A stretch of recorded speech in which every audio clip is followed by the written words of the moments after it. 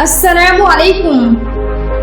आप सब लोगों को साबरा होम रेमेडीज में खुश आमदीद। आज मैं आपको बताऊंगी पुदीने के तेल के तिब्बी फवाइद। अगर आप मेरे चैनल पे नए हैं तो मेरे चैनल को सब्सक्राइब करें ताकि मेरी नई आने वाली वीडियो आपको मिल सकें।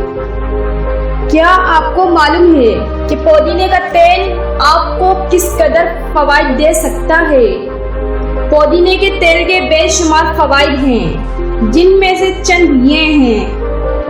पुदीने का ऑयल इस्तेमाल करने से आपके मैदे के मुख्तलिफ मसाइल हमेशा के लिए दूर हो सकते हैं। पुदीने के ऑयल के इस्तेमाल से आपका निज़ामे हाजमा बेहतरीन हो सकता है।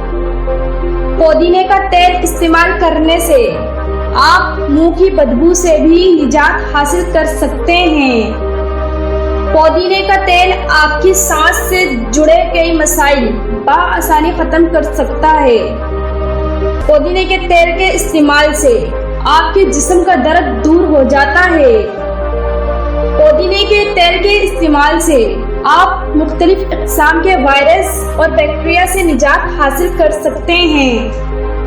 मतली और उल्टी की हालत में इस तेल को सूंघ लेने से इसकी खुशबू से ही बेहद सुकून मिलता है और फौरन आराम आ जाता है।